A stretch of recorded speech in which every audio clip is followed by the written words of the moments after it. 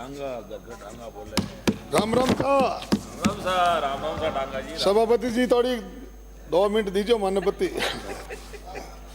माननीय सभापति महोदय, आपने मुझे मांग संख्या 41 जन स्वास्थ्य अभियांत्रिकी पर बोलने का मौका दिया, आपका बहुत बहुत धन्यवाद। पानी जैसे गंभीर और बहुत महत्वपूर्ण विषय पर आज ये सदन चर्चा कर रहा है। इंसान के जीने के लिए भी हवा और पानी बहुत ही जरूरी है। रहीम जी ने अपने दोहों में भी पानी का महत्व बताया और कहा, रहीमन पानी राखे बिन पानी सब सुन, पानी गए ने उबरे मोती मानस चुन। अर्थात पानी के बिना जीवन की कल्पना भी नहीं की जा सकती। और हमारे राजस्थान में तो पानी की क्या कीमत है, ये पश्चिमी राजस्थान के लोगों से ज़्यादा कौन जान सकता है। हमारे प्रदेश का एक बहुत बड़ा हिस्सा रेगिस्तानी है, जहाँ पीने के पानी की एक एक बूंद कीमती है। आज़ादी के बाद देश और प्रदेश की जनता को स्वच्छ पेयजल उपलब्ध कराने के लिए समय समय पर सभी सरकारों ने प्रयास किए, लेकिन भी आज भी हमारे प्रदेश के सैकड़ों गांव और ढाणियाँ स्वच्छ पेयजल का इंतजार कर रही है। मैं खुद गांव में रहने वाला किसान पुत्र हूँ।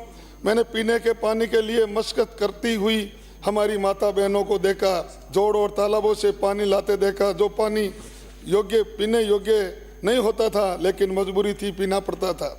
मैं नागौर जिले से आता हूँ, जहाँ भूजल खारा है और पीने योग्य नहीं है, लेकिन हमारे लोग मजबूरी में वो खारा पानी पीते हैं, उसमें फ्लोराइड की मात्रा भी ज़्यादा है।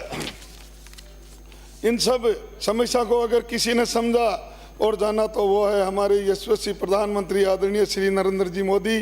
मैं धन्यवाद दूंगा प्रधानमंत्री जी को, जिन्होंने गाँवों में बसने वाले भारत के लोगों की मूलभूत ज़रूरत को समझा और जल जीवन मिशन के नाम से एक ऐसी योजना की शुरुआत की जो देश के हर परिवार को नल से जल उपलब्ध कराने के लिए एक ऐतिहासिक और क्रांतिकारी योजना बन गई।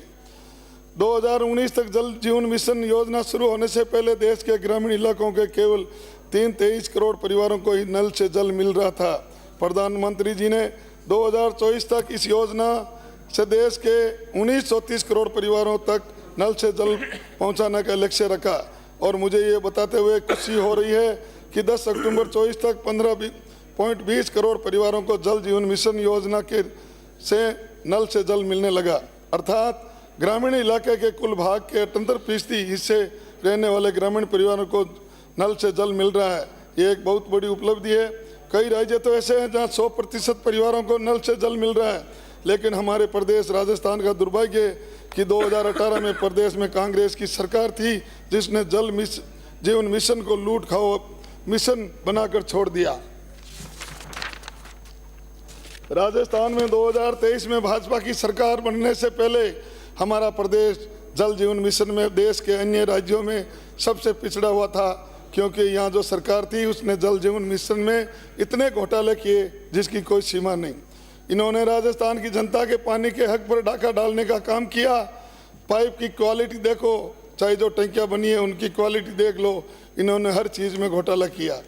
इन्होंने घटिया पाइपलाइन डालने का काम किया, टोंटियाँ लगवा दी, लेकिन आज तक पानी नहीं। उनको दोबारा से ठीक कराना पड़ेगा, वरना कोई बड़ा हादसा भी हो सकता है।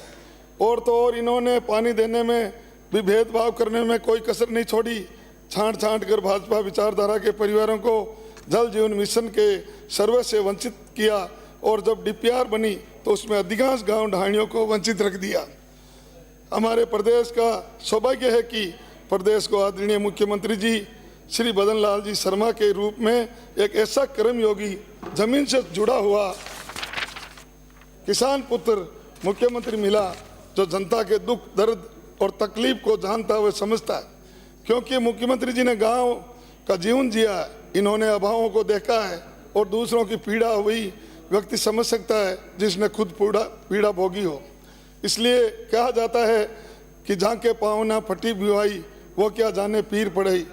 हमारे मुख्यमंत्री जी ने राजस्थान की जनता की पीड़ा को समझा और आदरणीय प्रधानमंत्री जी से निवेदन किया कि जल जीवन मिशन की अवधि को बढ़ाया जाए, क्योंकि कांग्रेस के कुकर्मों का फल राजस्थान की जनता को क्यों भुगते। काम की गति धीमी रखी कांग्रेस की सरकार ने और भुगते राजस्थान की जनता। एक संवेदनशील मुख्यमंत्री ऐसा कैसे होने देते। हमारे प्रदेश का और राजस्थान की जनता का सौभाग्य है कि हमको डबल इंजन की सरकार होने का फायदा मिला। और मुख्यमंत्री जी के आग्रह को आदरणीय प्रधानमंत्री जी ने स्वीकार करते हुए जल जीवन मिशन की अवधि को 2028 तक बढ़ा दिया।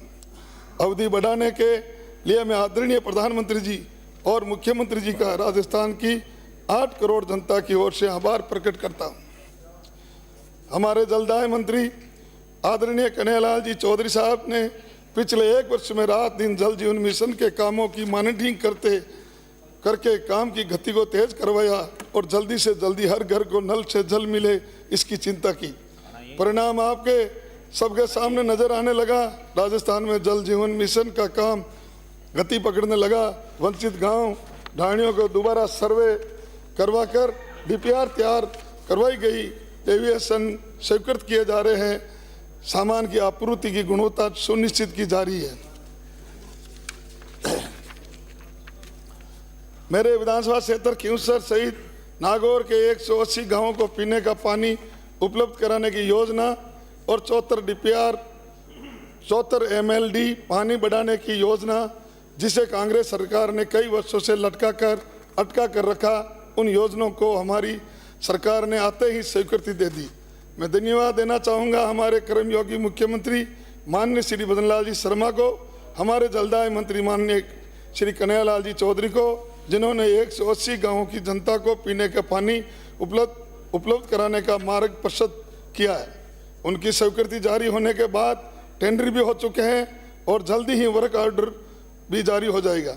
इन 180 गांवों के लोग, वहां की जनता और मैं खुद इस नेक और पुण्य काम की स्वीकृति जारी करने के लिए माननीय मुख्यमंत्री जी और माननीय जलदाय मंत्री जी का एक बार फिर से आभार प्रकट करता हूं। यह फर्क है कांग्रेस की सरकार और भाजपा की सरकार में। हमारी सरकार काम करने में विश्वास रखती है, जबकि कांग्रेस की सरकार काम और लटकाने में विश्वास रखती है। दूसरा, इस बजट में प्रत्येक यही नहीं, जनता को पेयजल के लिए परेशान ना होना पड़े, इसके लिए वैकल्पिक व्यवस्था के रूप में ट्यूबवेल और हैंडपंपों की स्वीकृतियां भी जारी की गई और अभी बजट में दोबारा से घोषणा की गई है। दूसरा, इस बजट में प्रत्येक विधानसभा क्षेत्र में 5 ट्यूबवेल देने की घोषणा की गई है, लेकिन खींवसर का विशेष ध्यान रखते हुए आप, हमें आशा ही नहीं पूर्ण विश्वास है कि हमारा खींवसर का आप पूरा ध्यान रखोगे। मैं अभी गाँव में चल रही पाइप पेयजल योजनाओं की अधिकांश लाइनें पुरानी हो चुकी हैं, उनको बदलने की आवश्यकता है। कई जगह सामान की आवश्यकता है, pump set, motor, cable, panel board आदि, जिससे पेयजल आपूर्ति में बाधा आती है। कृपया गर्मियों से पहले सामान उपलब्ध करवा दिया जाए तो समस्या से निजात मिलेगा। हमारे उचेरा, संकवास और पांचोड़ी में जलदाय विभाग के सहायक अभियंता कार्यालय खोले जाए। इससे क्षेत्र में योजनाओं की क्रियान्विति, संचालन और प्रबंधन बेहतर हो सकेगा। जल जीवन मिशन के काम को गति दी जाए। जो गांव ढाणी पुराने सर्वे में वंचित रह गए थे, उनको भी जोड़ा जाए। एक निवेदन यह भी है कि जल जीवन मिशन में सहभागिता राशि के नाम पर 1200 से लेकर 1500 रुपये प्रति नल कनेक्शन ग्राम पंचायत जलदाय विभाग में तकनीकों कर्मचारियों से चल रहे, जिससे पेयजल की योजना। 2 मिनट सभापति जी, 2 मिनट, सिर्फ 2 माने सिर्फ 2 1 मिनट से माननीय सभापति महोदय, मेरा